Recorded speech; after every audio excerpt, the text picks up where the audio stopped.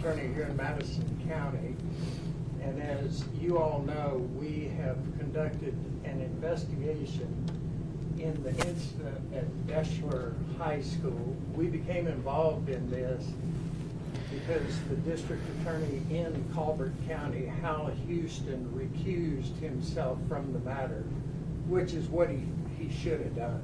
He knows everyone involved. Anytime in this business, if you have an investigation or a prosecution and you're too close to it, the proper thing is to recuse yourself from it. As a result of that, Attorney General Steve Marshall appointed my office to conduct the investigation. We've been involved in this in a little over a month, and the manpower that we put towards this investigation was Chief Deputy Tim Gann heading up the case, and the investigators we put on it is Chief Investigator Jim Cook and Investigator Chad Harbin to look into the matter. They have made multiple trips over to Colbert County and to the high school and have interviewed multiple people, have canvassed all evidence, all possible evidence in this matter on multiple trips to Deschler High School and to Tuscumbia over there, and we have concluded our investigation. I feel like it's been as thorough as any investigation could have been. And I'm going to let Tim Gann come up here in a second and talk to you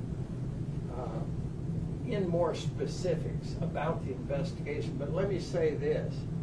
As part of the investigation, multiple students, faculty at the high school, and other individuals in Colbert County were interviewed. And I got to say this. Everybody involved in this, whether it was students and their parents, they were completely forthcoming. They were very open about this particular incident. The faculty and the administration involved in the schools, they too were completely transparent with our investigators in this. So I could not be more confident in the evidence that we uncovered about this incident. And that leaves me with a good feeling, because like everyone else involved, going into this, obviously it's not our jurisdiction, but through the media, through social media, you know, we, like everyone else, have heard a lot of rumors, a lot of speculation, a lot of conspiracy theories about this was some awful beat down and some assault of a student there at Deschler.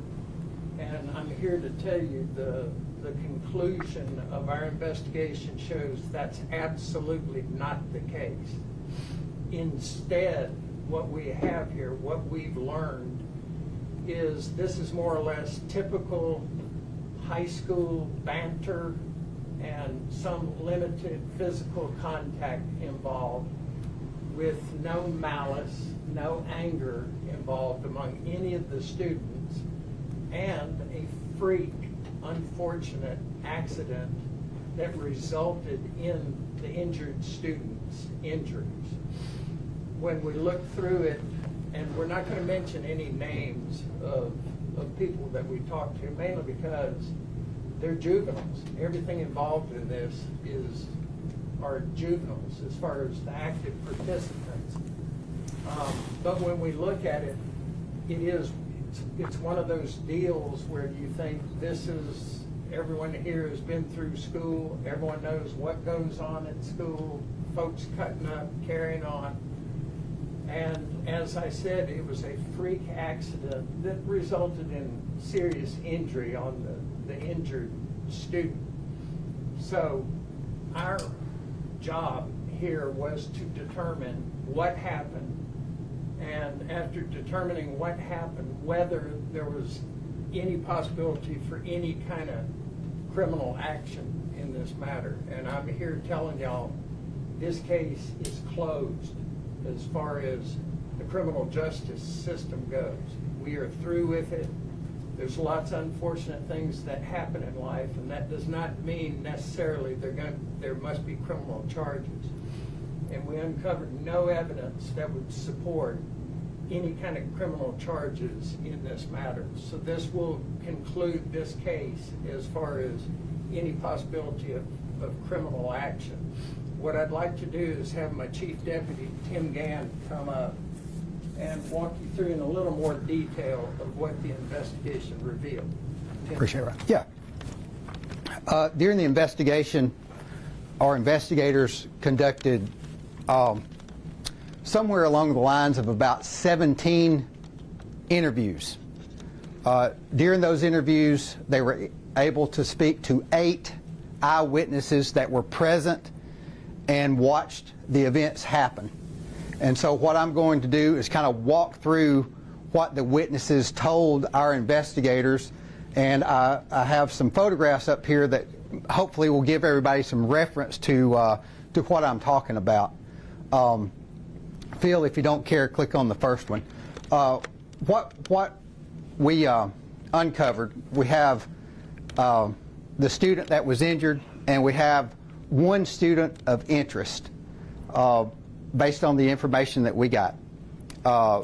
They are, by all accounts, friendly with one another. They're not close friends, but they've never had any issues one way or the other. There was no beef. There was no animosity, and that comes from both students. Both students both confirmed that there has never been any issue between the two of them. They're both football players, and that afternoon they had completed a workout at what they refer to as the Armory, but it is their workout facility, and that is located this building right here. Traditionally, they work out for about 30 to 35 minutes. They break it down, and their coaches talk to them, and then after the workouts, they go from this facility to their field house, which is located here, which would be 11A right there, and they do film study. This day they broke it down, and they're leaving this area right here in just groups. They're walking from here basically to there, and there is a sidewalk right here, this area right here. So when they come out, they hit this sidewalk, come down here, and make a turn right here and walk across to this facility. That's where they're heading. Okay, Phil, go ahead. What I'm talking about, this is the workout facility. Looking back toward it, this is the sidewalk they're walking on right here. This is the football field, and you can't see it on screen, but right about here would be the field house where they're headed to do film study. Okay, Phil. This is looking back the other way. This is the landing and the stairs where it leads down to the road across the street to the field house. Okay, Phil. This area right here is where the incident happened. The boys are walking with a group of other football players and a coach. There's about a group of 5 walking along with other players, but this group has left the workout facility. They're walking along this sidewalk. Now, they have been cutting up basically all day long. Every time that this group is together, they're laughing and joking like football players do. As they're walking along, the two subjects involved, the injured player and the student of interest, are walking beside each other. The other students are walking around them, and they're talking and they're laughing. At some point, while they're talking and laughing, the student of interest goes behind the injured student, and basically it's referred to as a bear hug by everybody who saw it. He wraps him around the shoulders, and they're walking together in step, and they're laughing and carrying on. One of the witnesses say that the injured student coughed, made a weird sound, and at that point, the student of interest lets go of him, thinking in his mind what he said, that something wasn't right. At that point, the injured student somehow, I don't know how, but he faints or passes out. All the witnesses say that he was going down and he took a couple of steps before he was completely unconscious, which is about this area right here. They're walking this way. This landing right here is about 6 inches tall. The witnesses describe as he is going down, his foot slips off this landing about right here, his left foot, which sends him into kind of a leaning fall to his left side. And at this point, he's completely unconscious. He cannot protect himself. He is falling full force with no hands or no anything to protect himself. His knees hit about right here, and the students describe it as a catapult action when his knees hit, that his upper body goes forward extremely hard, and the first thing that hits is the side of his face and the front of his face. He lands about this area right here, face down. Immediately, it's obvious that he's injured. He goes into a seizure, and he is having those type symptoms consistent with a severe concussion. Immediately, there's a coach there. The coach immediately tries to stabilize him. There are 2 people in the parking lot that are waiting on their child to walk by. They see it. The male jumps out, goes to render aid, and immediately, without hesitation, they're rendering aid. They call 911. We recover the 911 calls. EMS, police arrive. They stabilize him, and at some point, they med flight him down to Children's Hospital in Birmingham. By all accounts, during the incident, there is no arguing, there is no fighting, there is nothing but laughter and joking going on. And when he hit the ground, nobody touched him other than to stabilize him, because he is moving kind of uncontrollably because he's having a seizure. I know there were reports of some type of beat down by several students. That did not happen. There is absolutely no evidence to support that theory.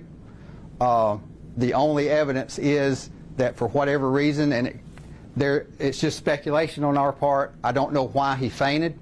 I know it was right after a workout, so that could have had an effect on it, but there's no way to really know why he fainted, but we all know that he did. And really, we can't say that it had anything to do with what the student of interest was doing, because by all accounts, they're laughing and joking. Once he was med-flighted, he was taken down to Children's Hospital, and he is continuing treatment down there. At that point, students started writing statements from the school. Investigators have also recovered real-time text messages from students to their parents describing the events. And those were provided to the investigators as they asked for them. Every single eyewitness describes these events in exactly the same way, just from a different perspective. And while they're doing interviews, parents are cooperative. They're bringing cell phones so that we can have that evidence. And basically, after we looked at everything and under the circumstances, that's why we came to the conclusion that there's absolutely nothing in the criminal justice system that is appropriate in this, because there was absolutely zero ill will and zero reckless behavior going on when this happened. It's a tragic accident, and the injuries are terrible, but it's not criminal. So Is that it? I think that's it. Any questions? If anybody has any questions, For your Tim? we'll just start. In this investigation, how much of the information came from Mr. Borden himself? How much conversation were you able to have with him? We were able to talk with, I'm sorry. You're good. Yeah, we were able to talk with him last week. He had had about a month to recover, and he was very lucid with us and was able to give us quite a bit of information. And his account matched up. Well, his account matched up to when they got to the Armory to work out, but unfortunately he didn't remember anything after that, so which is understandable based on the circumstances. This may not be part of the criminal investigation, but probably was revealed in your interviews. I know the parents were very upset about how the school didn't directly contact them when this accident happened. Did you find out why there was this kind of break in communication? That wasn't really part of our investigation. I can say this, that every time that they interviewed a student, the parents were notified and most of the time responded and sat in on the interviews. That was the school policy as far as us doing interviews.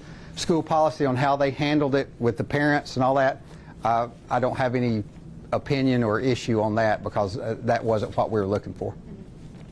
Yes, ma'am. Going off of what some of the parents or some of the family members had said is that it took you guys a little bit of time to speak with the students. So will you confirm exactly when that first interview was conducted with the students who were there? I think we got involved September the 4th. September the 4th is when we got involved. We started interviewing students the very next week. The investigators, we all traveled over there to meet with the family, and we began interviews immediately.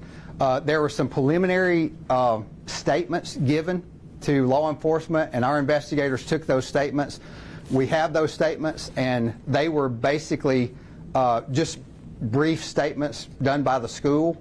But after we did the interviews with everyone, those statements did not contradict themselves. We just got a whole lot more information when we sat down and talked to them. But the statements of what happened were pretty consistent from start to finish, from real-time text messages and statement writing to when we completed our interviews last week. Everything's been very consistent. And then a follow-up question to that. Did you speak to the student's doctor at all to see if what the statements were saying with injuries matched up with what they said? I did not speak to the doctor, but I listened to conversations the family had with the doctor. And I think what the doctor would have said if asked, and I think he actually said this, is these injuries were consistent with an assault. There's no question, and I would agree with that wholeheartedly. The injuries, because they are severe and the location where they're located, I think they are consistent, but there's no doctor in the world that can say what happened while they're an hour and a half away and not an eyewitness. They can say what it's consistent with, and I think this doctor said that, and I think I would agree 100% that it is consistent with an assault, but based on eyewitness testimony, we know that that is not the case. And what was your interaction with Mr. Borden's parents like in terms of letting them know that this is what the conclusion of your investigation showed, and how was the tone? I think I've had a very good relationship with his parents. I spoke with them yesterday once we concluded everything. They have been very cooperative with us as a team, and I think I've sat down with them at least 3 times and spoken with them on the phone. And really what we wanted to do is just to be as transparent as we could, and so real-time text messages, I would keep them updated on what we were doing. I didn't give them details because the investigation was ongoing, but almost daily and several times a week, we would text back and forth, and I would let them know, hey, we're interviewing these witnesses. We are doing this. Just keeping them updated on the investigation as it was going on. As they're doing the investigation, they're reporting to me, and then I'm talking to them. I think they were somewhat maybe disappointed that we are not pursuing charges, but I think they absolutely understand why. That this does not necessarily fit in the criminal justice system. There are other remedies for something like this, but it's just not in the criminal justice system. So I would say that they were receptive to the information that we gave them, and we sat down with them and went over all the evidence, allowed them to listen to the descriptions of the witnesses of what happened, so they know as much as we know. And I will say this, every single parent, including his parents, were very cooperative and very gracious to us. There's been a lot of buzz on social media, even the Borden family saying that they had heard from other school officials what had really happened. Where did all of this come from, this outside noise? That is not part of what we were asked to deal with. We did do a lot of rumor control. That was part of what I was doing while they're actually doing the nuts and bolts. I'm trying to do rumor control, and as we would get tips in, I would follow up on those. And so I don't know how the social media, I guess, frenzy, I don't know how that happened, and luckily we weren't tasked to figure out why that happened. You said you'd get tips, and how did you guys kind of vet those tips? Because I can imagine there would be some that were from way different stories. Anybody that said they actually saw something, we followed up. Not what people heard or what they think, but someone who said, hey, I saw X, Y, and Z, those were followed up on. And Yeah, let me. I'll just turn it. Yes, that way. Let me say this, though. You know, I mean, it's clear to everyone that this was an extremely unfortunate accident.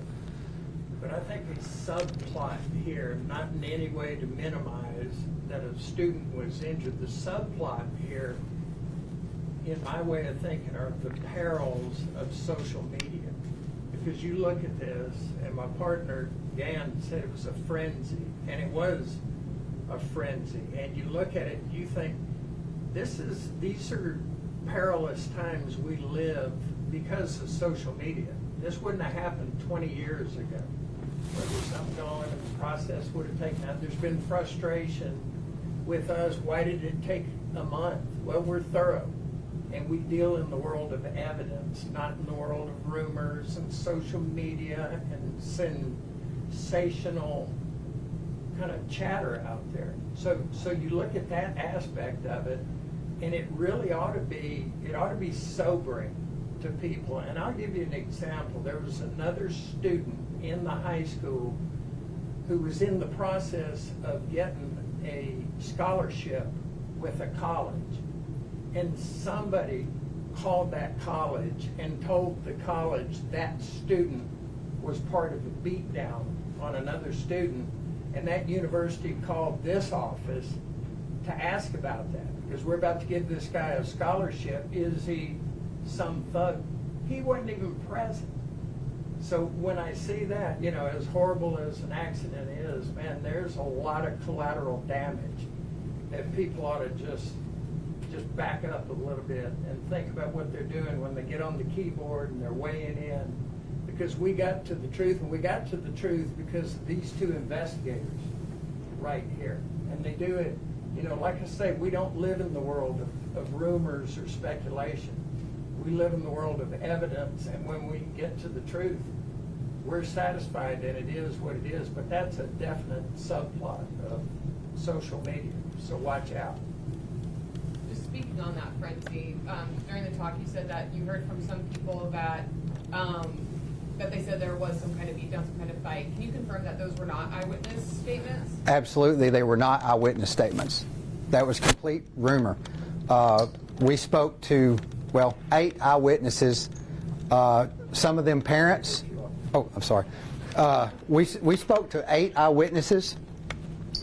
The football players that were there was a coach present, and then there were 2 civilians who were just standing in the parking lot or sitting in the parking lot, and they saw the entire event. And it's like there's the thought of a beatdown never crossed their mind, because they're actually watching it happen and reacting to this horrible injury.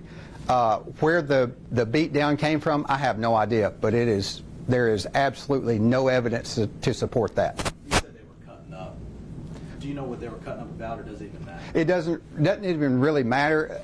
It was basically just boys joking on each other, as teenage boys do. That's the best way I can describe it. Would you guys, as the investigators, want to say anything about how you think the case went, or anything about it? I thought the case went very well. Over here, big man. Yeah, I do think the case went very well in regards to the cooperation that we had with everybody involved, the people of the town, the coaches, the admin, the witness parents. It was perfect, and I feel good about that, if nothing else. Okay? Perfect. Thank you. Anything else? All right. Appreciate y'all. Appreciate it.